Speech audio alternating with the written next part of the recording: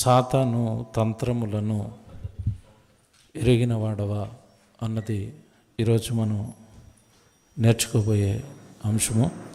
దేవుని పిల్లలరా, సాతాను తంత్రములను ఎరిగిన వాడవా. ఎప్పుడు కూడా మనం పెట్టే ప్రతి టైటిల్ కూడా బైబిల్లో రాయబడిన ఒక వాక్యమని ముందుగా మనం గ్రహించాలి. కారణం ఏంటంటే, మానవ మట్టి మెదడులో పుట్టిన మాటల కంటే దేవుడు రాయించిన పరిశుద్ధ గ్రంథంలోని మాటలు మనిషిని దేవుడికి దగ్గర చేస్తాయి. ఈ మాట దేవుడు ఎక్కడ రాయించాడో ముందుగా మాటను చూపించి తర్వాత నేను విషయంలోనికి మిమ్మల్ని తీసుకుని వెళ్తాను. కొరింథీయులకు రాసిన 2వ పత్రిక 2వ అధ్యాయము 11వ వచనంలో చివరి మాట. కొరింథీయులకు రాసిన 2వ పత్రిక 2వ అధ్యాయము 11వ వచనంలో చివరి మాట చదువుతున్నారు. చివరి మాట చదవండి. అదే, సాతాను తంత్రములను మనము ఎరగని వారము కాము అన్నాడు అపోస్తులైన పౌలు గారు. కొరింథీలో ఉన్న సంఘానికి ఈ పత్రికను రాస్తున్నాడు. రాస్తూ అప్పటికి సంఘంలో పరిస్థితులు బాగోలేదు. సౌండ్ కొంచెం పెంచమని చెప్తున్నారు. కొంచెం ఓకే. ఆ బాక్స్ వస్తుందా? 2వ బాక్స్, ఒకటే బాక్సా? ఇదా అదా? ఇదొకటే వస్తుందా? ఓకే. దేవుడి పిల్లలుగా చాలా జాగ్రత్తగా వినండి. ఈ కొరింథీ పట్టణంలో ఉన్న ఈ సంఘంలో దేవుడి పిల్లలుగా సంఘంలోనికి చేర్చబడిన తర్వాత, క్రీస్తును ధరించుకున్న తర్వాత, బాప్తిస్మము తీసుకున్న తర్వాత కూడా క్రైస్తవుడిగా, క్రైస్తవురాలిగా, దేవుని కుమారుడుగా, దేవుని కుమార్తెగా పిలువబడుతున్న తరువాత కూడా సాతాను తన కుయుక్తితో, తన తంత్రంతో దేవుడికి భిన్నమైన కార్యక్రమాల వైపు సంఘంలో చేర్చబడిన వారిని ఈడ్చుకొని వెళ్ళిపోతుంది. అది గమనించాడు పౌలు గారు. గమనించి సంఘాన్ని సరిదిద్దుతున్న సందర్భం ఇది. సంఘాన్ని వాక్యంతో, దేవుడి మాటతో సరిచేస్తున్న సందర్భంలో ఆయన మాట్లాడుతున్న మాటే ఇప్పుడు మనం చదువుకుంటున్నాం. సందర్భాన్ని వివరిస్తే నాకు చాలా టైం అయిపోతుంది, కానీ మీరు మాత్రం ఒకటి మనసులో పెట్టుకోండి. కొరింథీ పట్టణంలో ఉన్న సంఘంలో ఉన్న విశ్వాసులకు సాతాను గురించి పౌలు గారు ప్రస్తావిస్తూ, సాతాను మనల్ని పడగొట్టేది తన తంత్రములతో అని చెప్పకనే చెబుతూ, ఇక్కడ ఆయన మాట్లాడుతున్న మాటలో ఒక విషయాన్ని గుర్తు చేస్తున్నాడు. ఏం గుర్తు చేస్తున్నాడు అంటే, సాతాను తంత్రములను మనము ఎరగని వారము కాము అన్నాడు. బాగా వినాలి. సాతాను తంత్రములను మనము ఎరగని వారము కాము అన్నాడు. అంటే అర్థం ఏంటి? మనము అంటే ఆయనతో పాటు దేన్ని కలుపుతున్నాడు? ఇప్పుడు సంఘాన్ని కలుపుతూ అంటున్నాడు, మనందరికీ సాతాను యొక్క తంత్రాలు మనము ఎరిగిన వారమే అన్నాడు. బాగా వినాలి. తంత్రము అనగా అర్థం ఏంటి చెప్పండి? బాగా ఆలోచించాలి. తంత్రము అనగా అర్థం ఏంటంటే, వాడి చేతులకు మట్టి అంటకుండా నిన్ను నాశనం చేయటం, వాడి చేతులకు మట్టి అంటకుండా నిన్ను పాడు చేయటం. అంటే నీవుగానే నాశనం అయిపోయేటట్టుగా నిన్ను ప్రేరేపించటమే సాతాను మనిషి పైన ప్రయోగించే తంత్రం. అంటే అందులో వాడి పాత్ర అంటే ఏముండదు. ఏదో ఒక తంత్రం, ఏదో ఒక మాయ, ఏదో ఒక తెలియంది నీ మీద ప్రయోగించి దాంట్లో నిన్ను కూర్చోబెట్టి దాంట్లో నిన్ను పడగొట్టి నువ్వు పాడైపోతుంటే, నువ్వు నాశనం అయిపోతుంటే, పరలోకంలో ఉన్న కన్న తండ్రి బాధపడుతూ ఉంటే నిన్ను చూసి వాడు నవ్వటం, ఇది సాతాను మనుషులను పాడు చేస్తున్న విధానం. ఇక్కడ ఒక కొద్దిసేపు సాతాను గురించిన కాస్త ఆలోచన, లేదంటే కాస్తంత వాడి గురించిన ఇన్ఫర్మేషన్ అనేది మనకి తెలిసి ఉండాలి. ఎందుకు సాతాను తంత్రాలు వేసి మనుషులను పడగొడుతున్నాడు? తంత్రాలు ప్రయోగించాల్సిన అవసరత సాతానుకు ఏముంది అని మీరు ఆలోచించగలిగితే, సాతాను పుట్టుక మనందరికీ తెలుసు. ఎవరి సాతాను అంటే కొద్దిసేపు వినాలి. పరలోకంలో ఉన్న కన్న తండ్రి పిల్లలు కావాలనుకున్నాడు. మహానుభావుడు పిల్లలు కావాలనుకుని ఆ పిల్లల కొరకు విశ్వాన్ని కట్టాలి అనుకున్నాడు. రాబోయే తన పిల్లలకు పరిచర్య చేయడానికి సేవకులుగా కోటాను కోట్ల దేవదూతలను కలిగించాడు. అలా కోటాను కోట్ల దేవదూతలు పరలోకంలో చేయబడిన తరువాత దేవుడు రాబోయే తన పిల్లల కోసం కలలుగంటున్నాడు. రాబోయే తన పిల్లల కోసం ఆలోచనలో ఉన్నాడు. రాబోయే తన పిల్లల కోసం చాలా ఆనందంలో ఉన్నాడు. నేను విశ్వాన్ని కట్టబోతున్నాను, నా పిల్లలు కోటాను కోట్లుగా నా పిల్లలు రాబోతున్నారు, వాళ్ళని చూసి నేను ఆనందపడిపోబోతున్నాను. నా తదనంతరం ఈ మహాలోకమైన ఈ పరలోకాన్ని నా పిల్లలకి ఇస్తాను, రాబోతున్నారు నా పిల్లలు అని పిల్లల కొరకు ఎదురుచూపుల్లో ఉన్న దేవుడు పిల్లలపైన ఎన్నో ఆశలు పెట్టుకున్న దేవుడు. ఏమంటే వివాహం అయిన తర్వాత వివాహమైన దంపతులు ఒక ఎదురుచూపులో ఉంటారు. సంవత్సరం గడిచిన తర్వాత ఎవరు కావాలి? వెంటనే వాళ్ళకి పిల్లలు కావాలి, పిల్లలు కావాలి, పిల్లలు కావాలి. ఎలా ఎదురు చూస్తారండి? ఎదురుగా కళ్ళ ముందు ఏ చిన్న బిడ్డ ఏడ్చినా ఈవిడికి ఎక్కడో తెలియని బాధ, నాకు ఒక బిడ్డ ఉంటే బాగున్నాం. భార్యకు, భర్తకు కూడా అంతే. మా గర్భాన్ని దేవుడు ఎప్పుడు పండిస్తాడు, మాకెప్పుడు పిల్లలు వస్తారో, మేము ఎప్పుడు వాళ్ళని చూసుకుంటాము. తల్లిదండ్రులు ఎలాగైతే పిల్లల కోసం ఎదురు చూస్తారో, పరలోకపు కన్న తండ్రి ఎదురు చూస్తున్న వేళ ఆయనకు వేదన మిగిల్చిన ఒక దేవదూతే ఈరోజు మనం మాట్లాడుకుంటున్న సాతాను. ఎప్పుడైతే పరలోకాన్ని తన తదనంతరం పిల్లలకి ఇస్తానన్నాడో, అది నచ్చని ఒక దేవదూత సాతానుగా మారింది.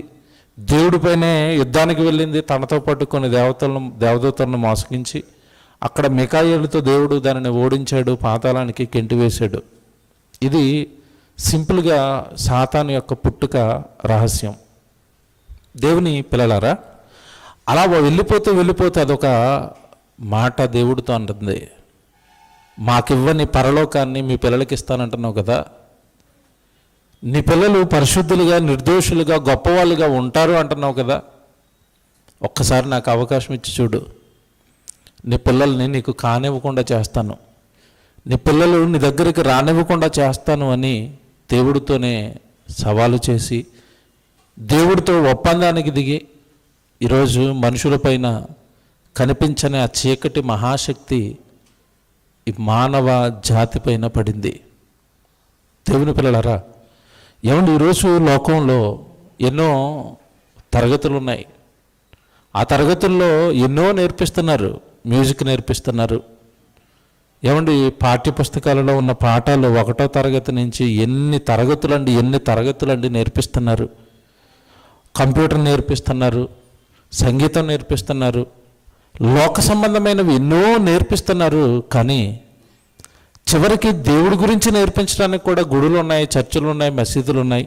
కానీ ఈ మానవ జాతిని కబలిస్తున్న, ఈ మానవ జాతిని నాశనం చేస్తున్న సాతాను గురించి నేర్పే కళాశాలలు కానివ్వండి, దెయ్యం, దీనికున్న మరో పేరు సాతాన్ అంటారు, అపవాది అంటారు. ఏమంటే క్రూర మృగం అన్నాడు బైబిల్లో, దెయ్యం అంటున్నాం.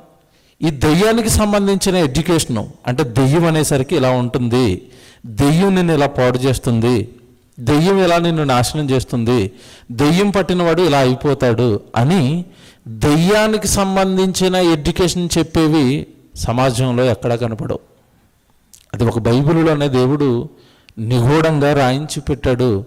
అది మనం తీసుకొని చదువుకొని గ్రహించగలిగిన నాడు మాత్రమే ఈ మానవ జాతిని పాడు చేస్తున్న ఈ సాతాను యొక్క తంత్రాన్ని పట్టుకొనగలిగే వారం అవుతాం. ఏమండి, ఇదేదో వినడానికి కాస్త మనకి తెలిసిపోయినట్టుగానే ఉంటుంది, కానీ వాడి తంత్రం అనేది మీ దగ్గరకు వచ్చేంత వరకు మీకు తెలీదు. చాలా జాగ్రత్తగా వినాలి ఈరోజు నేను చెప్పేది. సాతాను తంత్రం సాతాను తంత్రం సాతాను తంత్రం అంటుంటే మనకి ఎలా ఉంటుంది అంటే, అది మనల్ని ఏం చేస్తుంది, అది మన దగ్గరికి ఎప్పుడు వచ్చిందో అన్నట్టుగా ఉంటుంది. విషయం ఏంటంటే దాని తంత్రం ఎలా ఉంటుంది అంటే, సాతాను పడగొట్టాలి అని ఒకరిని టార్గెట్ చేసినప్పుడు వాడిలో ప్రవేశించిన తర్వాత, వాడిని పట్టుకున్న తర్వాత, వాడు నాశనమైపోయేంత వరకు నన్ను సైతాను పట్టిందన్న సంగతి గ్రహించకుండానే మాయలో ఉంచి నాశనం చేయటమే తన తంత్రం.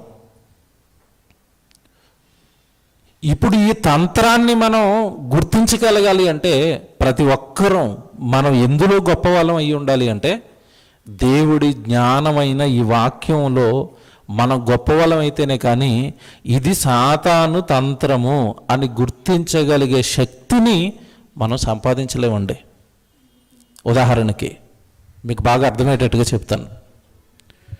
ఈరోజు కరెన్సీ నోట్లలో డూప్లికేట్ నోట్లు వస్తాయి, మీకు తెలుసు. ఏమంటే 500 నోట్లు డూప్లికేట్ నోట్ ఉందా? ఉంది. 2000 నోట్లు డూప్లికేట్ నోట్ ఉందా? ఉంది. ఏమంటే ఎప్పుడైనా మీరు పొరపాటున ఎవరైనా మీకు డూప్లికేట్ 2000 నోట్ ఇచ్చారనుకోండి, మీకు తెలుస్తుందా? కాస్త దాని మీద బుర్ర పెట్టి ఇది అవునా కాదా అని తరచి చూసి ఎన్నో చేస్తేనే కానీ మనకి తెలీదు. మీరు అలా కాకుండా ఆ డూప్లికేట్ నోట్ని బ్యాంక్ వాడి దగ్గరికి పట్టుకెళ్ళండి, వెంటనే చెప్తాడండి. వాడు చెప్తాడా లేదా? చెప్తాడు. బ్యాంకు వాడు వెంటనే చెప్పగలుగుతున్నాడు ఇది డూప్లికేట్ అని. ఎలా చెప్పగలుగుతున్నాడు చెప్పండి? ఏది ఒరిజినల్లో ఏది డూప్లికేట్లో కనిపెట్టడంలో వాడు ఏమైపోయాడు? ఎడ్యుకేట్ అయి ఉన్నాడు, జ్ఞానాన్ని సంపాదించున్నాడు, అందులో వాడు దిట్ట అయి ఉన్నాడు. డూప్లికేట్ నోట్ రాగానే అలా లెక్క పెడతానప్పుడు చెప్తాడు, ఇలా తీస్తాడు దాన్ని బయటికి, సార్ ఇది డూప్లికేట్ నోట్ అంటాడు. నువ్వు మోసపోయావు, కానీ బ్యాంకు వాడు మాత్రం మోసపోలేదు. ఇప్పుడు సాతాను ఇది తంత్రం, సాతాను నన్ను పడగొడుతుంది, సాతాను నన్ను నాశనం చేస్తుంది, సాతాను నన్ను దేవుడికి దూరం చేస్తుంది, సాతాను నా జీవితాన్ని కబలించింది అని నువ్వు గుర్తెరగాలి అంటే నీకు కూడా సాతాను యొక్క తంత్రాన్ని గుర్తించగలిగే శక్తిని సంపాదించి ఉండాలి. అది పౌలు గారు కొరింథీలో ఉన్న సంఘంతో చెబుతున్నాడు. ఏమని? మనము సాతాను తంత్రములను ఎరగని వారము కాము, వాడు మన మీద ప్రయోగించే తంత్రాలన్నీ మనకు తెలుసు అన్నాడు. మరి ఈరోజు ఎంతమందికి అండి వాడి తంత్రాలను గుర్తించగలిగే శక్తిని ఈరోజు సంపాదించున్నారు? మీరు ఆలోచించండి. అమ్మో నా కుటుంబంలోనికి దయ్యం వచ్చిందండి, అమ్మో నా కుటుంబంలోనికి సాతాను నెమ్మదిగా ఎంటర్ అయిందండి, నా భర్తను పాడు చేస్తుందండి, నా భార్యను పాడు చేస్తుందండి, నా పిల్లల్ని పాడు చేస్తుందండి, ఉద్యోగం రూపంలో వచ్చిందండి, వ్యాపారం రూపంలో వచ్చిందండి, చదువు రూపంలో వచ్చిందండి, రకరకాలైన భయంకరమైన అలవాట్ల రూపంలో సాతాను మా కుటుంబంలోకి వచ్చేసిందండి, సాతాను మా సంఘంలోకి వచ్చేసిందండి, సాతాను నా సహోదరులోకి వచ్చేసిందండి. ఎవరండి గుర్తించగలుగుతారు ఇదంతా? మీరు బాగా ఆలోచించాలి. మా ముందుకు ఏదన్నా వస్తే నేను చెప్పే మాట ఒకటేనండి, అది సైతాన్ అంటాం మేము. ఎందుకు అంటే అక్కడున్న పరిస్థితిని బట్టి, అక్కడున్న సందర్భాన్ని బట్టి బైబిల్కు భిన్నంగా ఏదైనా అక్కడ జరుగుతుంది అంటే, బైబిల్కు భిన్నంగా, బైబిల్లో రాయబడిన వాక్యానికి భిన్నంగా ఏది జరుగుతున్నా అక్కడ కార్యక్రమాన్ని జరిగిస్తున్నది ఎవరు అంటే ఖచ్చితంగా మనం చెప్పగలగాలి. ఏముంది అక్కడ? సాతాను. దైవండి. ప్రారంభంలో దేవుడు చాలా కలలు కన్నాడండి. వస్తున్నారు నా పిల్లలు, నా కళ్ళను నెరవేరుస్తారు, భూమి మీదకి వెళతారు, నన్ను మహింపరుస్తారు, నా గురించి చెబుతారు, వాళ్ళకి నేను తప్ప మరొక జీవితం ఉండదు, వాళ్ళకి నా పైన ప్రేమ, నా పైన ఆప్యాయత, నేనే జీవితమైన పిల్లలు భూమి మీదకి వెళ్ళి బ్రతుకుతారు అని ఎన్నో కలలు. కానీ ఆ కలలను పండించుకోవడానికి ఏమండి కొన్ని కోట్ల సంవత్సరాలు ఈ విశ్వాన్ని కలిగించి కష్టపడ్డాడండి కన్న తండ్రి.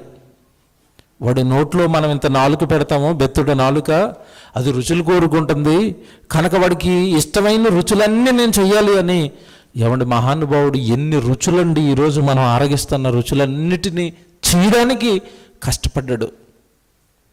భోజనం టేబుల్ పైన మీరు భోజనం చేస్తున్నప్పుడు చారు పెట్టి, పప్పు వేసి, ఏమండి పచ్చడి చేసి, పెరుగు పెట్టి, చికెన్ వండి, మటన్ వండి, అన్ని రకాలు భార్య అక్కడ వండి పెట్టింది అనుకోండి. ఏమంటే అవన్నీ చూసినప్పుడు ఏ మంచి భర్త అయినా వెంటనే ఏం జ్ఞాపకం వస్తుంది చెప్పండి అక్కడ అవన్నీ చూడగానే? ఈరోజు నా భార్య చాలా కష్టపడింది, ఇన్ని వండింది అంటే ఎప్పటి నుంచి ప్రారంభించిందో, ఇన్ని పెట్టాలి అనుకుంటుంది అంటే నా మీద ఎంత ప్రేమో అని ఆప్యాయంగా భర్త అన్ని చేసి పెట్టిన భార్యకు తన థ్యాంక్స్ చెప్తాడు. అమ్మ చాలా కష్టపడ్డావమ్మ, ఈరోజు చాలా బాగున్నాయమ్మ అంటాడు కదండి. ఆ కాస్త మాట ఆ భర్త నోట నుండో, అక్కడ వండి పెట్టిన తింటున్న వారి నుండో, అమ్మ చాలా కష్టపడి చాలా బాగుండేవమ్మ ఈరోజు అని ఒక మాట రాగానే ఆవిడ ఎంత ఆనందపడుతుందండి. పడ్డ కష్టాన్ని అంతా మర్చిపోతుంది. ఈరోజు మనుషులకి ఎందుకోనండి ఆ కాస్తంత జ్ఞానం కూడా దేవుడి పైన రాలేదండి. ఒక జాంపండు తింటున్నాడు, ఒక యాపిల్ పండు తింటున్నాడు, ఒక మటన్ తింటున్నాడు, ఒక చికెన్ తింటున్నాడు, ఒక గుడ్డు తింటున్నాడు, ఒక చేప తింటున్నాడు. అబ్బబ్బబ్బబ్బా తండ్రి ఎన్ని చేసావు దేవా, ఇన్ని చేయడానికి నువ్వు ఎంత కష్టపడి ఉంటావో, ఎన్ని రోజులు ఆలోచించి ఉంటావో ఇవన్నీ చేయడానికి, దేవానికి స్తోత్రం అని. ఏమంటే ఈరోజు ప్రతి ఆహారంలోనూ, ప్రతి మనకు వస్తున్న చక్కగా ఉంటున్న ఈ ఆరోగ్యంలోనూ, మనం నిలబెడుతున్న ఈ ప్రాణాన్ని నిలబెడుతున్న దేవుడి విషయంలో ఎంతమందికండి ఈ ఆప్యాయత ఉంటుంది మీరు చెప్పండి? అది కేవలం అది కోరుకుంటున్నాడండి దేవుడు మన నుండి. నా కుమారుడు భూమి మీద ఉన్న నా కుమారుడు మనసు ఏది చూసినా వాడికి నేను జ్ఞాపకం రావాలి. ఇలా దేవుడు దేవుడు దేవుడు దేవుడు అని తన కుమారులు తన పిల్లలు ఉండాలని దేవుడు కోరుకుంటే అసలు వాళ్ళ మదిలో దేవుడు అన్న ఆలోచన లేకుండా చేసిందండి దెయ్యం. వెళ్ళు లోకాన్ని చూడు, తిను, త్రాగు, సుఖించు, వ్యాపారాలు చేయి, ఉద్యోగాలు చేయి, కుటుంబాన్ని చూసుకో, అంతే తప్ప ఇది అంతా కలిగించిన దేవుడి విషయంలో మాత్రం ఎక్కడ మనుషుల ఆలోచనలు ఆయన మీదకి వెళ్లకుండా చక్కగా ఎవరికి ఏ తంత్రం వేయాలో ఆ తంత్రం వేసుకొని కూర్చుంది ఈరోజు సాతాను. ప్రారంభపు కుటుంబం అండి, వాళ్ళకి పాపం ఏమి తెలియదండి, అమాయకులండి. ఆదాము అవ్వలు అలా కలిగించాడు చక్కగా వాళ్ళిద్దరిని. కలిగించిన తర్వాత ప్రతి చల్లపూట వాళ్ళ దగ్గరకు వస్తున్నాడు, పిల్లలు మాట్లాడుకుంటున్నాడు, వాళ్ళని చూసి ఆనందపడుతున్నాడు. అలా ఆనందపడుతున్న ప్రారంభపు జంట అయిన ఆదాము అవ్వల దగ్గరకు సాతాను వచ్చింది. దాని తంత్రాలు ఎలా ఉంటాయో చాలా జాగ్రత్తగా గమనించాలి. కీ పాయింట్ చెప్తున్నానండి. సాతాను ఒకరిని పడగొట్టాలి అంటే అది ముందుగా ప్రయోగించే తంత్రం ఏంటో చెప్తున్నాను, చాలా జాగ్రత్తగా వినాలి. ముఖ్యంగా సత్యవాక్యంలో ఉన్న మనం చాలా జాగ్రత్తగా ఈ తంత్రాన్ని కనిపెట్టాలి. సత్యంలో ఉన్నాం ఈరోజు మనకి బైబిలు వాక్యం తప్ప మరొక మాయ లేదు. బైబిల్లో ఉన్నది చెప్పడం తప్ప, బైబిల్లో ఉన్నట్టుగా మీరు బ్రతకండి, బైబిల్లో మీ తండ్రి మీ కొరకు ఇలా రాశాడు అని చెప్పడం తప్ప మన దగ్గర మరొకటి ఇక్కడ లేదండి. దాన్ని ప్రేమించే సంఘంగా మనం అంతా ఇక్కడ కట్టబడ్డాం. దాన్ని ప్రేమించే సంఘంగా మనం ఈరోజు ఎన్నో కార్యక్రమాలు దేవుడి కొరకు చేస్తున్నాం. అయితే ఈ సత్యంలో ఉన్నవాళ్ళు, వాక్యంలో ఉన్నవాళ్ళు అందరూ గమనించాల్సిన సాతాను ప్రయోగించే ఒక తంత్రాన్ని ఇప్పుడు మీతో చెప్తున్నాను. ఆదికాండము బైబిల్లోకి వెళ్దాం. 3వ అధ్యాయానికి వచ్చేయండి. ఆదికాండము 3వ అధ్యాయము, ఆదికాండం 3వ అధ్యాయము ప్రారంభపు వచనం చాలా జాగ్రత్తగా చదవాలి. మీరు ఎప్పుడు చదువుకున్నదే అన్నట్టుగా ఉంటుంది. ఈరోజు చెప్తాను, చాలా జాగ్రత్తగా ఈ వాక్యాన్ని మీరు చూడాలి. ఆదికాండము 3వ అధ్యాయము 1వ వచనం. దేవుడైన యెహోవా చేసిన సమస్త భూజంతువులలో సర్పము యుక్తిగలదయుండెను, అది ఆ స్త్రీతో ఇది నిజమా. ఏమంటే ఇది వింటున్నప్పుడు మనకి మామూలుగా ఉంటుందండి. సాతాను ఆ రోజు ప్రారంభపు జంటైన ఆదాము అవ్వలు, అందులో పర్టికులర్గా టార్గెట్ చేసింది హవ్వమ్మను, స్త్రీని టార్గెట్ చేసింది. స్త్రీ దగ్గరకు వచ్చింది. వచ్చి అది వేస్తున్న డైలాగ్ ఏంటి చెప్పండి అక్కడ? ఇది నిజమా. మానవ సైకాలజీ చెప్తాను, జాగ్రత్తగా వినండి. ఒక అతను హడావుడిగా ఎక్కడికో రెడీ అవుతున్నాడు. రెడీ అవుతూ, ఉదాహరణకి నేనే చర్చకు రావడానికి రెడీ అవుతున్నాను అనుకోండి, చక్కగా అన్నీ సర్దుకుంటూ ఉంటాను. నోట్స్ ఉందా, ఈరోజు పాఠం చెప్పే నోట్స్ ఉందా, బైబిల్ ఉందా, ఒక పెద్ద బైబిల్ ఉందా, ఇంకా పెన్ ఉందా, ఇవన్నీ చూసుకుంటూ ఉంటాను. రొట్టె ద్రాక్షాసానికి సంబంధించినవన్నీ పెట్టుకున్నానా, సర్దుకున్నానా, అన్నీ పెట్టుకుంటాను. అంతా రెడీ అయిపోయిన తర్వాత బయటకు వచ్చి బండి తీస్తున్నప్పుడు ఇంట్లోంచి ఒక డైలాగ్ వస్తుంది. ఏమన్నా తెలుసా? అన్నీ పెట్టుకున్నారా అన్నది అనుకోండి. వెంటనే నేనేం చేస్తాను చెప్పండి? మళ్ళీ అన్నీ పెట్టుకున్నా మళ్ళీ జిప్ ఓపెన్ చేస్తాను. ఉన్నాయా అన్నీ అంటే అర్థం ఏంటి చెప్పండి? నేను సర్దుకున్న తర్వాత, నేను పెట్టుకున్న తర్వాత ఒక డైలాగ్ వచ్చింది అక్కడి నుంచి. ఏమని? అన్నీ పెట్టుకున్నారా అనగానే మన మైండ్ వెంటనే దేంట్లో పడుతుంది చెప్పండి? అనుమానంలో, డైలమాలో.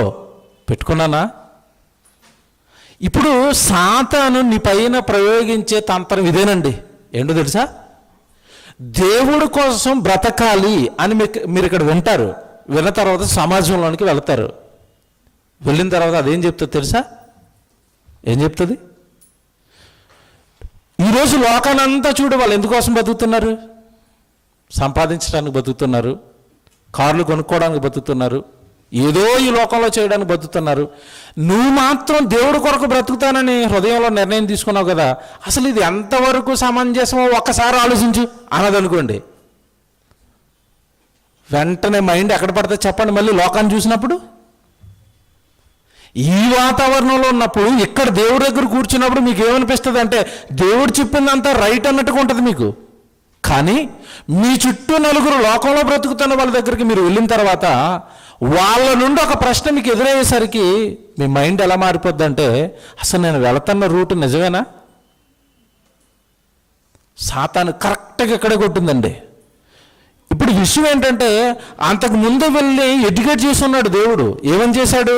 అమ్మ మీరు పళ్ళన్నీ తినండి, కానీ తోట మధ్యలో ఉన్న చెట్ల ఫలాన్ని మాత్రం మీరు ఏం చేయకూడదు, తినకూడదు. తింటే మీరేమైపోతారో కూడా చెప్పాడు. ఏమైపోతారు అన్నాడు? తినుదినము నిశ్చయంగా మీరు ఏమైపోతారు? చచ్చిపోతారు. ఆ తోటలో ఆ చెట్టు ఎక్కడుందో కూడా అడ్రస్ చెప్పాడు. కరెక్ట్గా మధ్యలో ఉంది. ఆ ఒక్క చెట్టు జోలికి మాత్రం మీరు వెళ్ళకండి, వెళితే పాడైపోతారు, మిగతా ఫలాలన్నీ మీరు తినండి అన్నాడు. ఏమన్నా ఇంత చెప్పిన తర్వాత, దేవుడే చెప్పిన తర్వాత ఆదాము అవ్వలు కాన్ఫిడెన్స్లో ఉన్నారు. ఎలాగా? అవును దేవుడు చెప్పాడు తినొద్దు అన్నాడు. మొదట అడిగిందండి ఇది. ఏమని? స్త్రీతో ఇది నిజమా అని అడిగింది.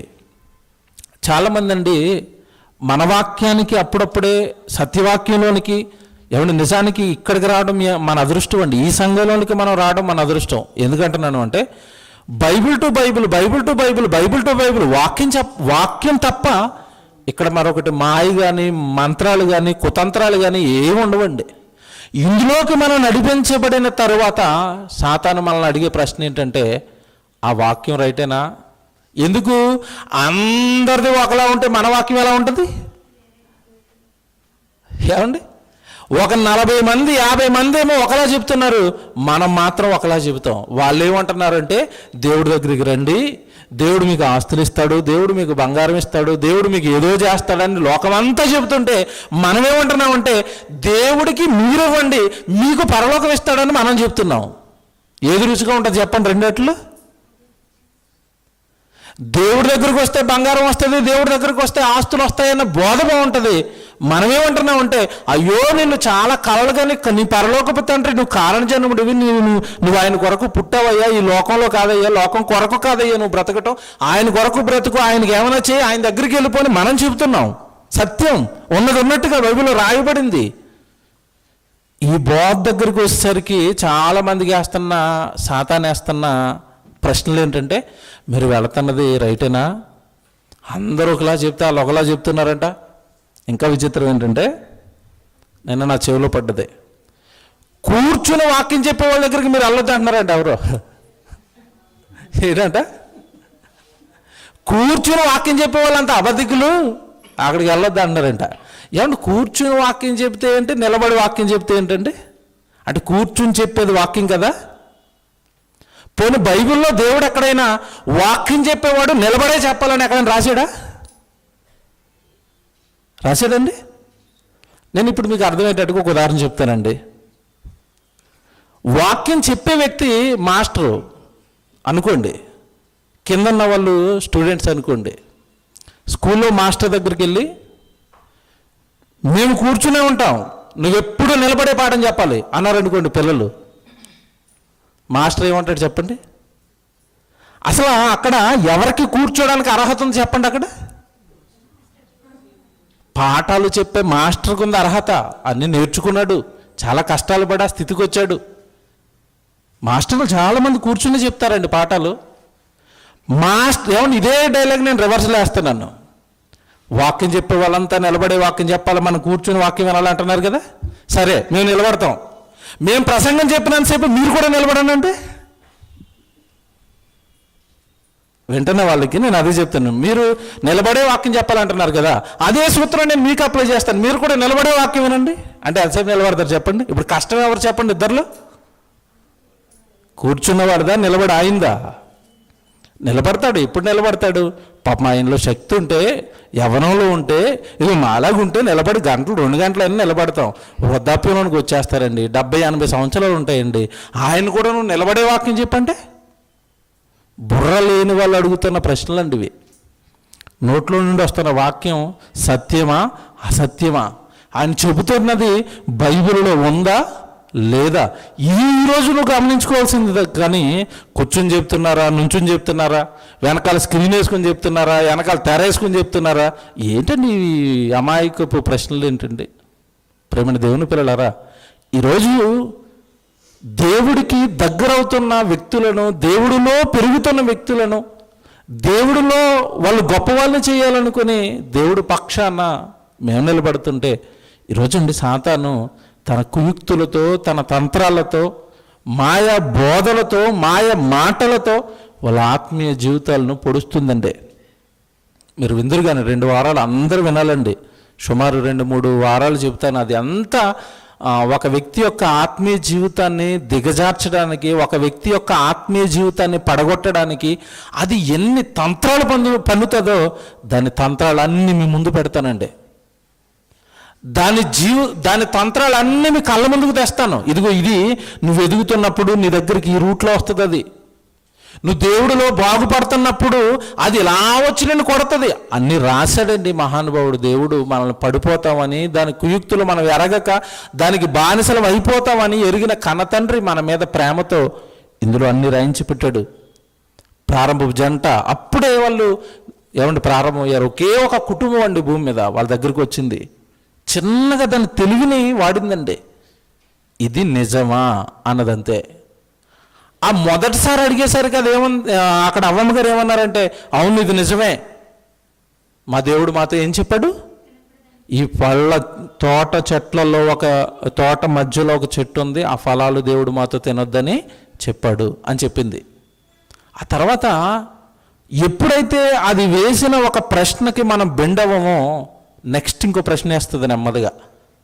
అవ్వమ్మతో అది వేస్తున్న ప్రశ్న చూడండి, అక్కడ మీరు రెండోసారి ఏమంటుందో దాని తంత్రం చూడండి, దాని కుయుక్తి చూడండి, దాని తెలివి చూడండి. అంటే ఒకళ్ళని దేవుడి నుండి లాగేయడానికి, ఒకళ్ళు దేవుడికి భిన్నంగా పాపం చేయించడానికి అది వాడుతున్న తంత్రాన్ని గమనించండి. ఇక్కడ ఇది నిజమా అన్నది అక్కడితో అయిపోలేదు. దానికి కరెక్ట్గా అక్కడి నుంచి ఆన్సర్ వచ్చింది అవ్వమ్మ నుంచి. అవును నిజమే, దేవుడు తినొద్దు అన్నాడు అన్నది. వెంటనే కాస్త డోస్ పెంచిందండి. చూడండి నెక్స్ట్ ఏమంటుంది చూడండి, ఈ తోట చెట్లలో దేని ఫలములైనను తినకూడదని దేవుడు చెప్పినా అని అడిగింది. ఏమండి ఇది దేవుడు చెప్పిందే కదా, మరలా ఎందుకు ఎత్తుతుంది? దేవుడు చెప్పిన దాన్నే మళ్ళా ఎందుకు ఎత్తుతుంది? బాగా వినాలి, బాగా వినాలండి. వాక్యం దగ్గర చాలామంది ఇక్కడే మోసపోయారండి. అందరూ వాక్యం చూపుతున్నట్టుగానే కనపడతారు, కానీ దాని భావాన్ని మార్చేశారు. అందరూ వాక్యం చెబుతున్నట్టుగా సేవకులుగానే కనపడుతున్నారు, కానీ అందులో ఆ సేవకుల్లో దాని వాళ్ళు ఉన్నారు, అబద్ధ బోధకులు ఉంటారు, మిమ్మల్ని మోసపరిచే వాళ్ళు సేవకుల రూపంలో వస్తారని బైబిల్లో దేవుడు రాయించాడు. ఈరోజు కాని సమాజంలో ఉన్న ఈ అమాయకపు క్రైస్తవ్యం ఎవరు వాక్యం చెప్తున్నా సేవకుడు అనుకుంటున్నారు తప్ప, మరి అందరూ సేవకులైతే దాని ఏజెంట్లు ఎవరు? అబద్ధ బోధకులు వస్తారు అని దేవుడు బైబిల్లో రాయించిన తర్వాత ఎవరు అబద్ధ బోధకుడు కనిపెట్టాలి అంటే నీ దగ్గర కాస్తంత ఆ వాక్య పరిజ్ఞానం అనేది ఉండాలి కదా. ఎవరు నేను చెబుతున్నది రైట్ అండి, ఈయన చెబుతున్నది తప్పండి, ఈయన చెబుతున్నది బైబిల్కి భిన్నంగా ఉందండి అని నువ్వు కాస్త గ్రహించుకునే జ్ఞానం నీకు లేనప్పుడు అందరూ నీకు సేవకులుగానే కనపడతారు, అందరూ నీకు వాక్యం చెప్పేవారుగానే కనపడతారు. చివరికి మోసం జరిగేది నీకే, నీ ఆత్మకే. ఈ తోట చెట్ల ఫలములలో పండ్లను తినవద్దని దేవుడు చెప్పాడా అనేసరికి ఎలాగుంటుంది మీకు? ప్రారంభంలో చూడండి, మీరు బాక్స్ పెట్టుకున్నారా అన్నదనుకోండి, ఆల్రెడీ బాక్స్ పెట్టుకున్నాను నేను. రొట్టె ద్రాక్షరసం బాక్స్ నేను బ్యాగ్లో పెట్టుకున్నాను. బ్యాగ్లో పెట్టుకున్న తర్వాత నేను స్టార్ట్ అయ్యే ముందు అడుగుతుంది మళ్ళీ ఆమె, ఏమండి రొట్టె బాక్స్ పెట్టుకున్నారా అన్నదనుకోండి, పెట్టుకున్న నాకే ఏమొస్తుంది మళ్ళీ? అనుమానం. చూసారండి, మళ్ళీ జిప్ ఓపెన్ చేస్తాను, ఎందుకైనా మంచిది, మళ్ళీ వెళ్ళిపోయి తిరిగి రావాలి. ఓపెన్ చేసి చూసుకుంటే పోయిన తర్వాత కాస్తంత ఎడ్యుకేట్ అయిన వాళ్ళు, కాస్తంత దాని గురించి తెలిసిపోయిన వాళ్ళు, పాజిటివ్ అని తెలిసినా చక్కగా ఇంట్లో కూర్చునండి, యాంటీబయాటిక్ వేసుకుని చక్కగా ఆవిరి పట్టుకుని మంచి ఫుడ్ తీసుకుని ఇంట్లో ఉండిపోతున్నారు. అలా వచ్చిన దగ్గరికి అలా కాన్ఫిడెన్స్లో ఉన్నాడు, నాకేమవుతుందిలే, వచ్చినా కాస్త ఈ వైద్యం తీసుకుంటున్నాను, ఈ మెడిసిన్ వేసుకుంటే నేను బాగైపోతానని స్ట్రాంగ్గా ధైర్యంగా ఉన్నవాడి దగ్గరికి ఎవరైనా వెళ్ళి, బ్రదర్ కరోనా వచ్చిన వాళ్ళు ఇంట్లో ఉంటే చనిపోయారని వార్త తిన్నాను అన్నాడు అనుకోండి, ఈ ధైర్యంగా ఉన్నవాడికి ఏమొస్తుంది చెప్పండి? వెంటనే అనుమానం వచ్చి, అవునా బ్రదర్ ఎక్కడున్నారు మీరు? నేను మా ఇంటి పక్కనేనండి, అతను అసలు పట్టించుకోలేదంట, ఇంట్లోనే ఉన్నాడంట అన్నారు అనుకోండి, వెంటనే వీళ్ళు ఏం ప్రారంభమవుతుందో తెలుసా? భయం. అమ్మో ఇప్పుడు నాకు కూడా ఏదైనా అవుతుందేమో, కాబట్టి నేను ఇప్పుడు ఎక్కడికి వెళ్ళిపోవాలి? అర్జెంటుగా హాస్పిటల్కి వెళ్ళిపోవాలి. చూసారండి, అంటే కాన్ఫిడెన్స్ లెవెల్స్ని దెబ్బతీయటం, నమ్మిన దాన్ని అబద్ధం అని డైలమాలో పడేయటమే సాతాను తంత్రం అండి. ఒక మాటలో చెప్పాలి అంటే, నువ్వు నమ్మిన దాన్ని, నువ్వు విశ్వసించిన దాన్ని, దేవుడి కొరకు నువ్వు తీసుకున్న నిర్ణయాల్ని పాడు చేయటమే సాతాను యొక్క తంత్రం. ఏంటి దేవుడు చెప్తే మీరు నమ్మేశారా? దేవుడు పండు తినొద్దంటే తినటం మానేశారా? మీకు సంగతి తెలుసా? ఆ పండు తింటే మీరు ఏమైపోతారో తెలుసా? దేవతలు అయిపోతారు అన్నదంతే. అక్కడ ఏమీ లేదండి, అక్కడ మీరు బాగా అర్థం చేసుకున్నారు లేదో, ఏమీ లేదు. దేవుడు చెప్పిన దాన్ని కాస్త తిప్పి చెబుతుంది అంతే. దేవుడు పండు తినొద్దు అన్నాడు, ఇదేం చెప్తుంది? వెళ్ళి పండు తినండి మీకేమీ కాదు. ఇది సాతాను తంత్రం అండి, ఇదే సాతాను తంత్రం. ఇలాగ ప్రారంభపు జంట మొదలుకొని ఇక్కడికి మిమ్మల్ని ఎందుకు తీసుకొచ్చానంటే, ప్రారంభం నుంచి దాని తంత్రాలు మీకు తెలియాలి, ప్రారంభపు జంట దగ్గర నుంచి దాని తంత్రాలు మీకు తెలియాలి. హవ్వమును పడగొట్టడానికి దేవుడు చెప్పిన మాటని కాస్త తిప్పిందంతే, దేవుడు చెప్పిన మాటని కాస్త రివర్స్ చేసిందంతే. తింటే చచ్చిపోతారా అని ఆయన చెప్పాడు, ఇదేం చెప్తుంది? తింటే మీరు గొప్ప వాళ్ళు అయిపోతారని చెప్తుంది. కింద చూడండి, చదవనమ్మా వచనం, ఎంత వచనం? 4వ వచనం. అందుకు సర్పము, మీరు చావనే చావరు, ఎలయనగా మీరు వాటిని తినుదినమున మీ కళ్ళు ఏమంటే ఇప్పుడు ఏమన్నా మూసిపోయినాయి వీళ్ళ కళ్ళు? ఇలాగే ఉంటుందండి డైలాగులు. అది తిన్న దినాన మీ కళ్ళు ఏమైపోతాయంట? తెరవబడతాయి. అంటే లేనిది ఏదో మీకు జరుగుతుందని మీ కళ్ళ ముందు కోటలు కడుతుందండి. అది ఏం జరగదు, మిమ్మల్ని నాశనం చేయడానికి ఇదంతా, మిమ్మల్ని పొడి చేయడానికి ఇదంతా, మిమ్మల్ని దేవుడి నుంచి దూరం చేయడానికి ఇదంతా. ఏదో జరుగుతుంది, నువ్వు ఏదో జరుగుతుంది, నీకు ఏదో జరుగుతుంది అంటది. అక్కడికి వెళ్ళిన తర్వాత నువ్వు పాడైపోయావు అంటది. ఆ వాక్యం వింటున్న తర్వాత నీకు శ్రమలు వచ్చినాయి అంటది. ఎంతోమంది అండి మా నుంచి దూరం అయిపోయారండి. ఆ దూరం అయిపోయిన వాళ్ళు వదులుకోలేక మేము వెంటపడి ప్రేమతో వాళ్ళ దగ్గరికి వెళ్తున్నప్పుడు అలా చివరికి వాళ్ళు ఇచ్చే ఆన్సర్ ఏంటో తెలుసండి, ఎందుకో అన్నయ్య మీ చర్చికి వచ్చిన తర్వాత మా పరిస్థితి బాగోలేదు అంటే. దేవుడి దగ్గరికి వచ్చిన తర్వాత ఇంట్లో ఉన్న పరిస్థితులను కొట్టి, అదిగో నువ్వు అక్కడికి వెళ్ళిన తర్వాత నీకు ఇలా జరిగిందని చెప్పి జాగ్రత్తగా ఈ సత్యం నుండి, ఈ సంఘం నుండి, ఇక్కడ జరుగుతున్న దైవ కార్యక్రమాల నుండి, దేవుడికి మిమ్మల్ని దగ్గర చేసే మంచి వాక్యం నుండి అది నెమ్మదిగా ఏం చేస్తుంది? లాక్కుని వెళ్ళిపోతుంది. ఇంకా అలాంటప్పుడు ఏం చెబుతామండి? చివరిగా కొన్ని మాటలు మేము ప్రేమతో చెప్తూ ఉండి, అమ్మ వాక్యాన్ని స్వీకరించండి. దేవుడి కొరకు బ్రతుకుతున్న వాడికి శ్రమలు వస్తాయని, దేవుడి కొరకు నిలబడిన వాడికి శోధనలు వస్తాయని బైబిల్లో ఎంతోమంది భక్తుల జీవితాలు మన కళ్ళ ముందు పెట్టి దేవుడు వాళ్ళు పడిన శ్రమలను, అనుభవాలను మీరు ఓపికగా, మీరు మాదిరిగా తీసుకోండి. వాళ్ళు పడ్డ శ్రమనని దేవుడు రాయించిన తర్వాత చిన్నపాటి శ్రమకు దేవుడిని విడిచిపెట్టడం, చక్కగా దేవుడి కొరకు బ్రతుకుతున్న నీ జీవితాన్ని దేవుడికి దూరం చేసుకోవటం తప్పు అన్నా కూడా అప్పటికే సాతాను వాళ్ళ మైండ్లో పెట్టిందండి తంత్రం. వద్దు, అక్కడికి వెళ్ళొద్దుగా. చాలామందినండి చక్కగా దేవుడు వాక్యంలో ఎదుగుతున్న వాళ్ళని, దైవత్వంలో దేవుళ్ళు ఎదుగుతున్న వాళ్ళని తన కుయుక్తులతో, తన తంత్రాలతో కొట్టి దూరం చేసి లోకంలో పడేసి ఈరోజు ఆత్మీయ స్థితిలో దిగజారిపోయిన వాళ్ళుగా మార్చేసింది. మాకు తెలుసండి. బయటకు వెళ్ళిపోయాడా? ఈ కంచె నుండి బయటకు వెళ్ళిపోయాడా? చక్కగా దేవుడు వాక్యంతో కట్టాం దీన్ని. దీనిలో ఉన్నంతసేపు దేవుళ్ళో ఉంటాడు, దీనిలో ఉన్నంతసేపు వాక్యంలో ఉంటాడు, దీనిలో ఉన్నంతసేపు దేవుడు పనుల్లో ఉంటాడు. ఇక్కడ చక్కగా ఎప్పుడైతే దీని నుంచి బయటికి వెళ్ళాడో లోకం, పాపం, సుఖాలు, భోగాలు అలవాటు చేస్తుంది. వాడు ఆత్మీయ స్థితిని మొత్తం దిగజారుస్తుందండి, నరకానికి సిద్ధం చేస్తుంది. మండుతున్న కొలిమిలో ఆ బొగ్గులు ఉన్నంతసేపు, ఆ కొలిమిలో ఉన్నంతసేపు అన్నీ మండుతాయి అవి.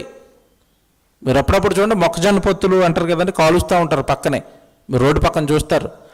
ఆ మొక్కజొన్న పొత్తు కాల్చడానికి విసురుతూ ఉంటాడండి. అది అందులో ఉన్న బొగ్గులన్నీ ఏం చేస్తూ ఉంటాయి చెప్పండి? విసురుతున్నప్పుడల్లా మండుతూ ఉంటాయి. అన్నీ మండుతూ ఉంటాయి అందులో ఉన్నప్పుడు. అందులోంచి మీరు ఒక బొగ్గుని తీసి సపరేట్గా పక్కన పెట్టండి, కొద్దిసేపుడికి అది ఏమైపోతుంది చెప్పండి? ఆరిపోతుంది. అన్నిటితో కలిసి ఉన్నప్పుడు మండుతూనే ఉంటుంది, మండుతూనే ఉంటుంది. మాకు చాలా బాధ, చాలా భయం వేసిందండి. ఎప్పుడైతే ఈ కరోనా వచ్చి ఆరాధనలు లేవో, తరగతులు లేవో, సభలు లేవో, ఎన్ని కష్టాలు పడ్డామో మాకు తెలుసండి. అమ్మో రావటం లేదు, వాళ్ళకి ఎలాగైనా వాళ్ళ దగ్గరికి వాక్యం పట్టుకెళ్ళాలి, ఎలాగైనా వాళ్ళ దగ్గరికి వాక్యం పట్టుకెళ్ళాలి. ఈరోజు ఒక మీటింగ్ ఉందని చెప్పి అందరిని పిలవటం జరిగింది. మీరు ఇక్కడ చూస్తున్నారు కొన్ని వస్తువులండి, మన సంఘంగా కూడుకున్నప్పుడు ఇవన్నీ మన దగ్గర లేవు.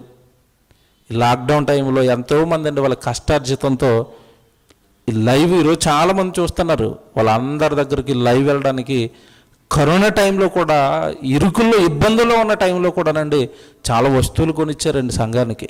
మేము మా పక్కనే ఉండి మేము పడుతున్న బాధలు చూశారు. మేము దేవుడు వాక్యాన్ని ఎలాగైనా తీసుకెళ్ళాలి, ప్రజల దగ్గరకు రావటం లేదు.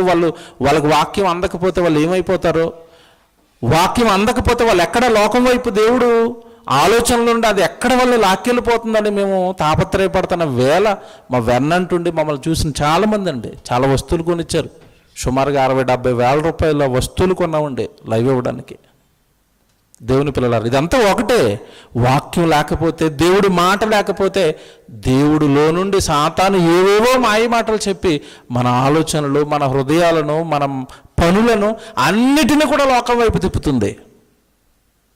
ఒకప్పుడు ఆరాధన ఉండేది. ఆదివారం అనేసరికి చాలామంది అమ్మో ఈరోజు ఒక్కరోజైనా, కొంతమందిలో చూసేవాళ్ళు ఇవాళ ఒక్కరోజైనా కాస్త ఏదో గుడికి వెళ్ళాలి, అక్కడ వాక్యం వినాలని ఉండేవారు. ఇప్పుడు చూడండి చాలామందికి ఫోన్ చేస్తుంటే ఏమంటారు తెలుసా? ఈరోజు పని ఉందన్న. ఒకప్పుడు ఆదివారం ఆరాధన ఉన్నప్పుడు పని లేదు, కానీ ఈరోజు పని ఉంది. ఎందుకు వచ్చింది చెప్పండి? అది దేవుడి సన్నిధి ఎప్పుడు లేదో, దేవుడి పనులు ఎప్పుడు లేవో, దేవుడి మాటలు ఎప్పుడు లేవో నెమ్మదిగా లోకంలో అన్నీ అలవాటు చేస్తుంది. లోకంలో రుచులు చూపిస్తుంది, లోకంలో సంపాదన చూపిస్తుంది. దేవుడి నుండి దూరం చేయడానికి చిన్న చిన్నగా తన తంత్రాలతో లాగుతుందండి. దేవుని పిల్లలారా బాగా ఆలోచించండి. మనకి తెలుసున్న దాన్ని, మనం నమ్మిన దానిని తప్పు అని చెప్పటం, మనం నమ్మిన దానిని అబద్ధమని చెప్పి దాన్నే తిప్పి నమ్మిన దాని మీద అనుమానాన్ని రప్పించటమే సాతాను యొక్క కుయుక్తి, తంత్రం. ఆ కింద మాట, ఒక మాట, అది ప్రయోగించిన ఒక మాట ఉంటుంది, మీరు చూడండి. అలాగే 4వ వచనం మళ్ళీ చదవండి. అది మీకు సర్పము, మీరు చావనే చావరు, ఎలయనగా వాటిని తిను దినమున మీ కళ్ళు తెరవబడుననియు మీరు మంచి చెడులను ఎరిగిన వారై దేవతల వలె ఉందురనియు దేవునికి తెలియనని. చూసారా, దేవుడు మిమ్మల్ని మోసం చేస్తున్నాడు. ఆయనకి తెలుసు మీరు దేవతలు అయిపోతారని.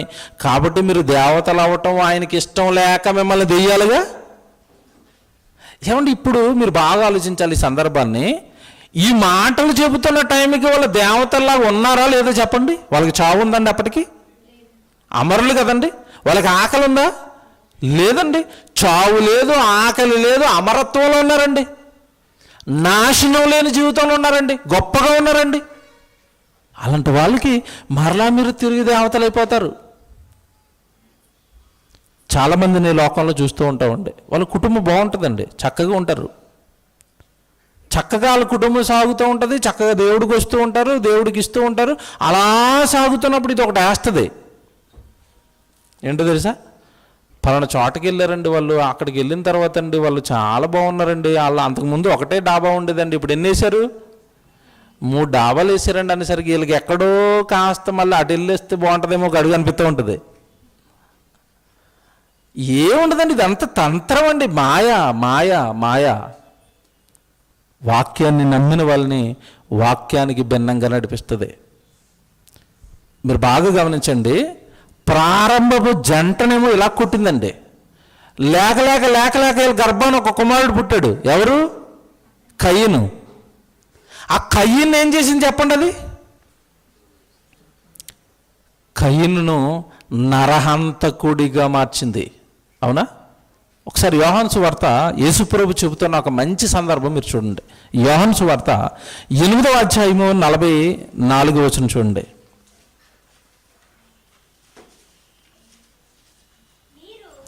మీరు మీ తండ్రియగు అపవాది సంబంధులు,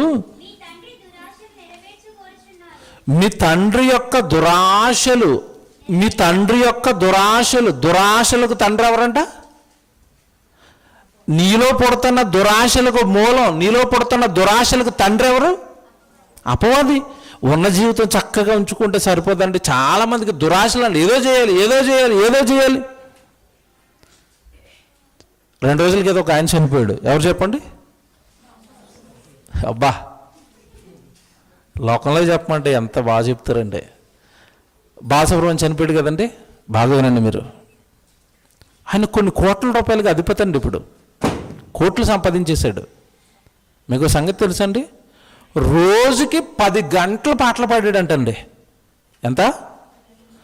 రోజుకి 10 గంటలు పాటలు పాడాడంట. 10 గంటలు పాటలు పాడాడు. ఏమంటే మరి 10 గంటలు ఒకే స్టూడియోలో కూర్చుని పాడతారంటే కుదరదు. ఆ పాట పాడించేవాడు మీరు పలానా స్టూడియోకి రావాలంటాడు. ఈ స్టూడియో నుంచి ఆ స్టూడియోకి, ఆ స్టూడియో నుంచి ఈ స్టూడియోకి. స్టూడియోలోనే గడిచిపోయిందండి ఆయన జీవితం అంతా. సుమారు 46,000 పాటలు పాడేసాడంట. బాగుంది. ఆయన కొడుకు ఒక ఇంటర్వ్యూ ఇచ్చాడండి. ఎస్పి చరణ్ ఆయన పేరు. ఆయన కొడుకు ఇంటర్వ్యూలో అంటున్నాడు, బాగా వినండి, ఇదంతా మీరు మనసులో పెట్టుకోండి. మా తండ్రి గారు లోకంలో చాలా గొప్ప పేరు సంపాదించారండి, మమ్మల్ని కూడా బాగానే ఉంచారు, కోట్ల రూపాయలు ఆస్తుంది.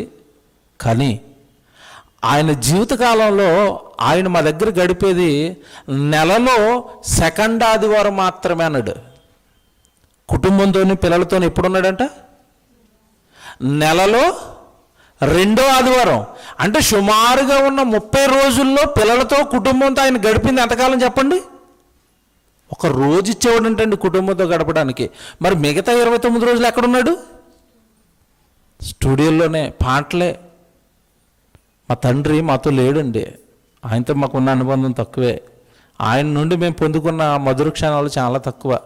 లోకంలో ఆయన గొప్ప పేరు ఉండొచ్చు కానండి, కుటుంబంగా మాకు చాలా తక్కువ గడిపాడండి ఆయన మాతో అంటున్నాడు. ఏమండి, ఇప్పుడు బెడ్ మీద పడుకున్న ఆయన జీవితం గురించి వెనక్కి తిరిగి చూస్తే ఏముంది చెప్పండి? స్టూడియోలు, పాటలు తప్ప వెనక్కి తిరిగి, పేరు డబ్బు తప్ప వెనక్కి తిరిగి చూస్తే ఏముంది చెప్పండి? చివరిగా ఒకటి రాసి వెళ్ళిపోయాడు ఆయన. ఏమని రాశాడంట? నోటు రాశారని చెప్పుకున్నారండి. అది మరి ఎంతవరకు వాస్తవం తెలీదు. నా పేరుకు ముందు గాన గంధర్వాన్ని కానీ పద్మభూషణాన్ని కానీ ఇవేవి నా పేరు ముందు తగిలించకండి అని ఒక ఉత్తరం రాసి ఇచ్చి వెళ్ళిపోయాడని చెబుతున్నారు. మరి అంటే చివరికి ఆయనకి అర్థమైపోయిందండి, ఏముంది చెప్పండి ఈ లోకంలో అంతకు మించి? ఏమి సాధిస్తాం చెప్పండి లోకంలో ఇంతకు మించి? పరలోకపు కన్నతండ్రి ఎన్నో ఆశలు పెట్టుకుని ఈ లోకానికి మనల్ని పంపిస్తే ఈ లోకంలో ఏదో చేయాలని వాటిలో కూరుకుపోయి ఏదో చేయాలనుకుంటున్నారండి. దేవుని పిల్లలారా, సాధ్యమైతే ఇదిగో జరుగుతున్న ఈ మాయనే దేవుడి చిత్తమైతే, దేవుడి సెలవైతే ఒక మంచి షార్ట్ ఫిల్మ్ సినిమా రూపంలో ఈ ప్రపంచం ముందుకు తేవాలని ఆశపడుతూనే ఉండే. మీరు కొద్ది రోజుల క్రితం చూశారు, ఒక పాట చేసాం మన సంఘం ద్వారా. తమ్ముడు అందరూ కష్టపడి కొన్ని వేల రూపాయలు పెట్టి ఒక పాట చేశారు. ఆ పాట చాలా బాగా వచ్చింది, మన ఛానల్లో పెట్టారు, మీరు వినుంటారు. అంతకుముందు కొద్ది రోజుల క్రితం ఒక చిన్న షార్ట్ ఫిల్మ్ చేసాం, 3 నిమిషాలు. పిల్లలు చేశారు, చిన్నపిల్లలండి. వాళ్ళు చేసిన దానికి చాలా ఆదరణ వచ్చిందండి. సకల శాస్త్రాలను అధిగమించిన బైబిల్ అనగానే చాలా మంచి ఆదరణ వచ్చింది దానికి. ఆ రూపంలో ఈరోజు మనిషి ఎక్కడ పాడైపోయాడో, ఈరోజు మనిషి బైబిల్ని విడిచిపెట్టి సమాజంలోకి వెళ్ళిపోవటం వలన వాడి పతనం ఎక్కడ ప్రారంభమవుతుందో కళ్ళకు కట్టినట్టుగా విజువల్గా చూపించాలి. ఒక 30 నిమిషాలు 40 నిమిషాలు, ఒక అరగంట షార్ట్ ఫిల్మ్ కింద తీయాలని అనుకుంటున్నాం. సంఘంగా మీరు అంతా ప్రార్థించండి. భవిష్యత్తులో దేవుడి చిత్తం అయితే అది మీ ముందుకు వస్తుంది. దేవుని పిల్లలారా, మోసం చేసిందండి సాతాను. ప్రారంభపు జంట అయిన వాళ్ళు నమ్మి దేవుడి కొరకు బ్రతుకుతుంటే వాళ్ళ దగ్గరకు వచ్చి ఇది నిజమా అన్నది వాళ్ళ పడిపోయారండి. అందులో సాతాను మాటకు లోబడ్డారు. వాళ్ళు నమ్మిన దాన్నే విడిచిపెట్టారు. అది చెప్పిన మాయకు లోబడి దేవుడు వద్దన్న పండును తినేశారు. ఇలా ఆ తర్వాత వచ్చిన కయ్యను వాడిని నరహంతకుడిగా మార్చింది, మీకు తెలుసు. తమ్ముడిని చంపేవాడిగా మార్చింది. దేవుని పిల్లలారా, ఈరోజు దెయ్యం అనుకుంటే, దెయ్యం అనగానే ఈరోజు సమాజానికి ఏమర్థమైంది అంటే అది ఎక్కడో చీకట్లో ఉంటుంది, శ్మశానాల్లో ఉంటుంది అనుకున్నారే తప్ప, మనుషులను పట్టి మనుషులను దేవుడికి దూరం చేసేది దెయ్యం అని ఎవడు చెప్పలేదండి, ఒక బైబిల్ తప్ప ఇంతకాలానికి. దెయ్యం అనగానే దేవుడి నుండి నిన్ను దూరం చేసేదని బైబిల్ మాత్రమే చెప్పింది. దెయ్యం అనగానే భయపెడుతుంది, దెయ్యం అనగానే వికృత రూపంతో ఉంటుంది, ఎలా చెప్పారు తప్పండి దెయ్యం గురించి? దెయ్యం అనగానే ఒక నరహంతకుడిగా మారాడంటే వాడిని పట్టుకున్నది దెయ్యం. ఇది బైబిల్ మాత్రమే చెప్పింది, యేసుప్రభు మాత్రమే చెప్తున్నాడు ఇక్కడ. ఆది నుండి వాడు నరహంతకుడు. ఒకడు హంతకుడు అయ్యాడంటే వాడు వెనకాల ఉన్నది దెయ్యం. నిన్నగాక మనం ఒక వార్త చదివాము, ఏమంటే చందానగర్లో పరువు హత్య. మీరు చూసారా? చందానగర్లో పరువు హత్య. మనం ఉంటాం ఇదే చందానగర్లో. అంటే వాళ్ళ మైండ్లోకి ఏమెక్కింది చెప్పండి? కులం కోసం ఒకరిని చంపినా పర్వాలేదు. నరహంతకులుగా ఈరోజు సమాజాన్ని మార్చింది దెయ్యం అండి. ఒకరిని దొంగగా మార్చింది దెయ్యం, ఒకరిని వ్యభిచారిగా మార్చింది దెయ్యం, ఒకరిని హంతకుడిగా మార్చింది దెయ్యం. అంటే ఒకడు మోసపోతున్నాడంటే మోసం వెనుకాలన్నది దెయ్యం, తంత్రం. నువ్వు చేయి, దొంగతనం చేసినా పర్వాలేదు, ప్రేరేపిస్తుందండి వాడిని. ఒకడు చంపేసినా పర్వాలేదు, ఏం కాదు నువ్వు చంపే అంటది, ప్రేరేపిస్తుంది. దాని చేతికి ఏం మట్టి అంటదండి. వీడు నరహంతకుడు అవుతాడు, వీడి జీవిత నాశనం అవుతుంది, వీడు జైలు పాలైపోతాడు. ఆ పరలోకపు కన్నతండ్రి బాధపడుతూ ఉంటాడు, ఇక్కడ వీడు బాధపడుతున్నాడు. మధ్యలో అది నవ్వుకుంటుందండి. ఈ తంత్రాన్ని ఎవరండి కనిపెడుతున్నారు? అమ్మో, నేను ఇలా పాడైపోకూడదు, దానికి దొరకకూడదంటే నేను వాక్యంలో ఉండాలి, నేను వాడికి దొరకకూడదంటే వాడి మాయలో నేను చిక్కుకోకూడదంటే దేవుడిలో ఉండాలి, దేవుడి సన్నిధిలో ఉండాలి, దేవుడి దగ్గర గడపాలి, వాక్యం బాగా నేర్చుకోవాలి, అప్పుడే నేను వాడి నుండి తప్పించుకుంటాను, వాడి తంత్రాలు నేను ఎరగలుగుతాను అని ఎంతమంది అండి ఈరోజు వాక్యం దగ్గరికి వస్తున్నారు? మీరు చెప్పండి. అన్నీ వింటారండి, ఒక్క వాక్యం వినడానికి మాత్రం సమయం ఉండదు. ఉద్యోగానికి వెళ్ళిపోతే సుమారు 8 గంటలు, 9 గంటలు, 10 గంటలు, 12 గంటలైనా పనిచేస్తారు. గంట సేపు దేవుడి మాటలు వినమంటే మాత్రం వినరండి. అందుకే సాతాను నెమ్మదిగా ఇలాంటి హృదయాలను తయారు చేసిందండి. దేవుడి మాటల నుండి ఈడ్చుకుని వెళ్ళిపోతుంది, వాడి తంత్రాల్లో వేసింది. మోసపోతున్నా కూడా ఇక్కడ విషయం ఏంటంటే, మోసపోతున్నా కూడా మోసపోతున్నామని తెలియకుండా మోసం చేయడమే సాతాను తంత్రం అండి. మీకు తెలియదు మోసపోతున్నట్టుగా, మీకు తెలియదు దేవుడికి దూరం అవుతున్నట్టుగా, మీకు తెలియదు దేవుడికి అన్యాయం చేస్తున్నట్టుగా, మీకు తెలియదు మీకు మీరే అన్యాయం చేసుకుంటున్నట్టుగా. బైబిల్లో ఒక చక్కటి మాట మీకు చూపిస్తానండి. ఇప్పుడు ఈరోజు క్రైస్తవ్యాన్ని ఎలా మోసం చేసిందో మాట చూపిస్తాను మీకు. ఆలయం అనగానే దేవుడు బైబిల్లో ఏం చెప్పాడు చెప్పండి? ఆలయం అనగానే బైబిల్లో దేవుడు ఏం చెప్పాడు? దేహమే దేవుడికి ఆలయం. ఇది బైబిల్లో దేవుడు చెప్పాడు. కానీ ఈరోజు ఆలయం అనగానే ఏం చూపించింది చెప్పండి దయ్యం? హైందవ సోదరులకు ఒక పెద్ద గుడి చూపిస్తుంది, ఇది మన ఆలయం అంటుంది. ఇస్లాం సోదరులకు ఒక మసీదు చూపించింది, మన క్రైస్తవులకి టెంపుళ్ళు మందిరాలు చూపించింది. ఇదే గుడి, ఇది అది గుడి కాదు. ఏది గుడి అన్నాడు దేవుడు? నువ్వు ఇంతకీ ఇది గుడి కాదు అన్నది ఎందుకు తెలియట్లేదంటే, ఈ గుడిలో దేవుడు ఉండాలి, కానీ ఎవరు కూర్చున్నారు అందులో? అది గుడిలో అది కూర్చుంది, అది గుడి అని చెబుతుంది. అబ్బబ్బ ఏం ట్రిక్ చూడండి అది. తెస్సలోనికీయులకు రాసిన 2వ పత్రిక 2వ అధ్యాయం 4వ వచనం చూడండి. ఎంత బాగా రాశాడండి దేవుడు బైబిల్, ఎంత బాగా రాశాడు చూడండి. తెస్సలోనికీయులకు రాసిన 2వ పత్రిక 2వ అధ్యాయం 4వ వచనం చూడండి.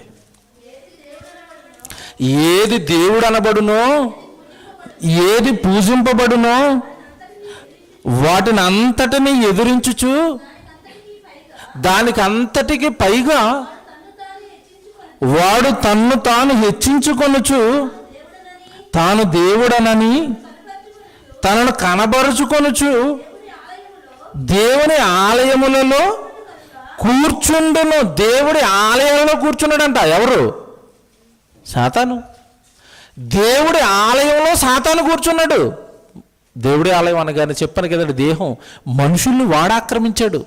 అందుకే యేసుప్రభు ప్రకటన గ్రంథంలో మనకు ఒక మాట అంటాడండి. ప్రకటన గ్రంథం 3వ అధ్యాయం చదువుతున్నప్పుడు 20-21 ఒక మాట అంటాడు. హృదయం అనే తలుపు వద్ద నుంచుండి ఆయన ఏం చేస్తున్నాడంట? తలుపు తడుతున్నాడు. ఎందుకు తలుపు తడుతున్నాడు? ఆయన బయట ఉన్నాడు. ఆయన బయట ఉండిపోయాడంటే ఇప్పుడు లోపల ఎవరో దాన్ని ఆక్యుపై చేశారు. ఎవరు? సాతాను. వాడు దేవుని ఆలయాలలో ఏం చేశాడంట? కూర్చున్నాడు. సాతాను పెట్టాడండి. ఈరోజు మనుషులకి వాక్యం అంటే ఇష్టం ఉండదండి, బైబిల్ అంటే ఇష్టం ఉండదు. ఒక ఆయన నాతో వాదిస్తున్నాడండి. ఒకప్పుడు నేను వాక్యం నేర్చుకుంటున్న కొత్తలో ఒక సబ్జెక్టు పైన వాదిస్తున్నప్పుడు, ఏమండి మీకు నాకు వాదన వద్దండి, మీరు బైబిల్ తెచ్చుకోండి, నేను బైబిల్ తెచ్చుకుంటాను, నేను నమ్మింది బైబిల్లో ఉంది, నేను అదే మీకు బైబిల్లో చూపిస్తాను, అది నిజమైతేనే మీరు నమ్మండి అంటే, సేవకుడు అండి ఏమన్నాడు తెలుసా? ఆ బైబిల్ పక్కనెట్టు. ఏది పక్కనెట్టాలంట? ఆ బైబిల్ పక్కనెట్టు, తర్వాత మాట్లాడుకుందాం దాని గురించి అన్నాడు. ఓరు నాయన, ఇంక బైబిల్ పక్కనెడితే ఇంక మాట్లాడేది ఏముంది చెప్పండి? ఎవరు బైబిల్ పక్కనెడితే ఇంకేం మాట్లాడతాం చెప్పండి? మాకు రాదండి అలాగా. బైబిల్ పక్కనెట్టి మాట్లాడటం మాకు రాదు. కారణం, బైబిల్లో ఉన్నదే సేవకుడు విశ్వాసులకి చెప్పాలి. బైబిల్ పక్కనెడితే ఇంకేం మాట్లాడతాను? వెంటనే ఒక మాట అన్నాను, బైబిల్ పక్కన పెట్టు అంటున్నావంటే అసలు నువ్వు సాతానికి ఏజెంట్వి. సాతాను ఏజెంట్లతో నేను మాట్లాడను, నేను ఉండను, నీ బ్యాగ్ సర్దుకుని వెళ్ళిపో అని చెప్పాను. ఏమంటే బైబిల్లో ఉందా లేదా చూసుకుందాం, బైబిల్లో ఉంటే నమ్ముదాం అనే వాళ్ళతో మాట్లాడతాం, కానీ బైబిల్ వద్దా అనే వాళ్ళతో ఇంకేం మాట్లాడతాం చెప్పండి? అంటే ఈరోజు చూడండి ఎలా మాయ చేస్తుందండి. దేవుడు మనసండి, ఇలా మీరు ఉండాలి అని దేవుడు రాస్తే ఇందులో ఉండనివ్వకుండా చేసిందండి. దీనికి భిన్నంగా వాక్యాలు చెప్పిందండి.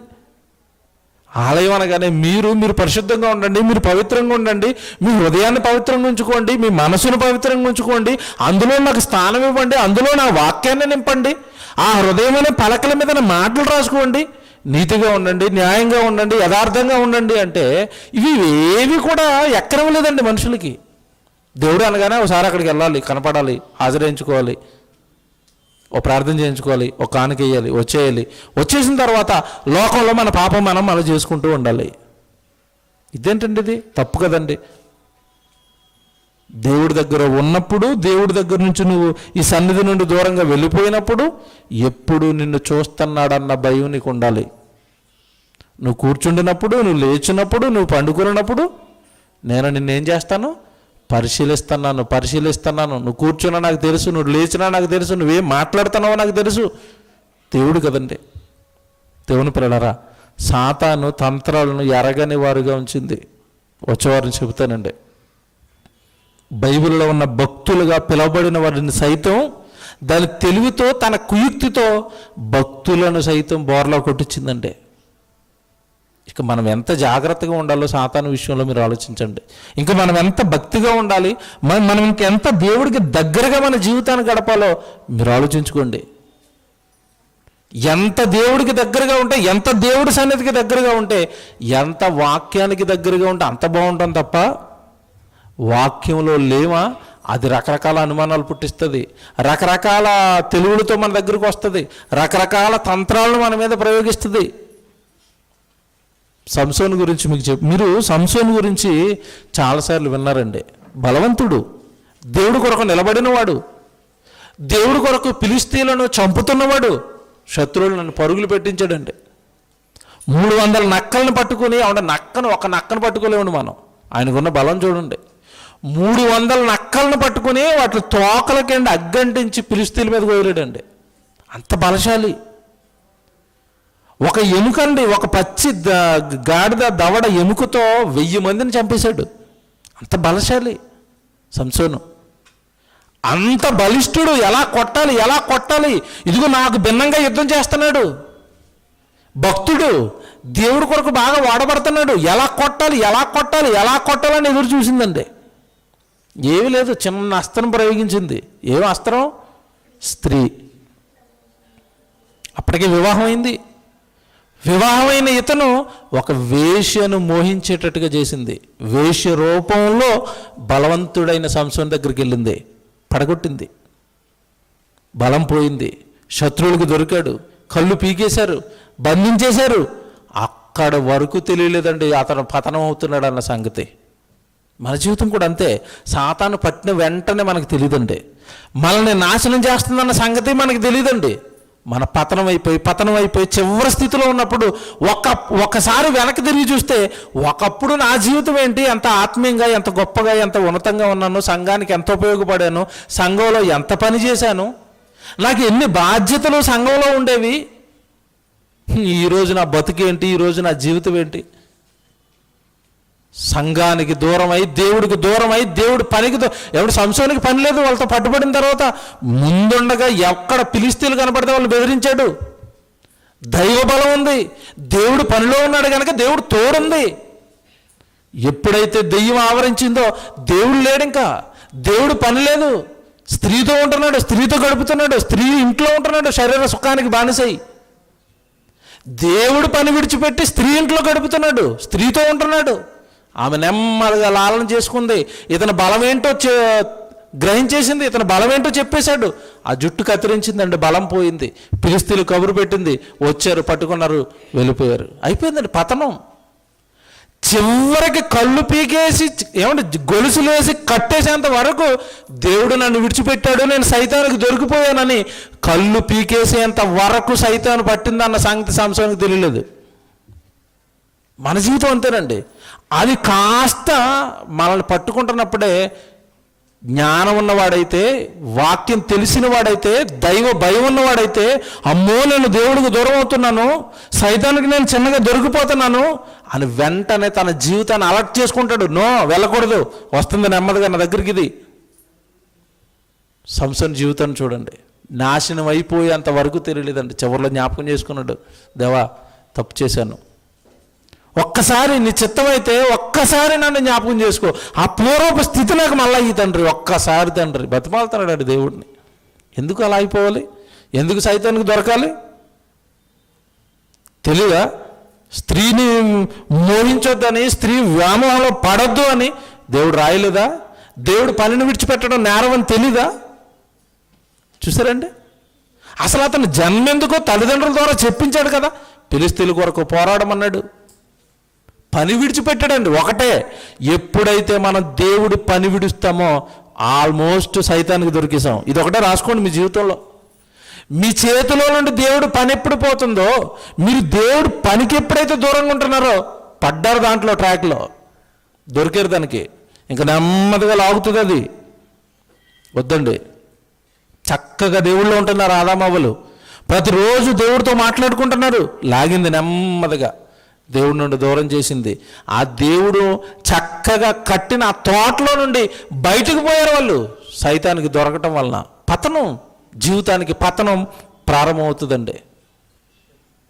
దేవుని పిల్లలుగా బాగా ఆలోచించండి. వచ్చేవారిని చెబుతానండి, ఎంత చక్కగా దేవుళ్ళు ఎదుగుతున్న వాళ్ళని ఏ రూపంలో కొట్టి నాశనం చేస్తుందో చాలా సంగతులు మీరు బైబిల్లో నుండి వినాలి.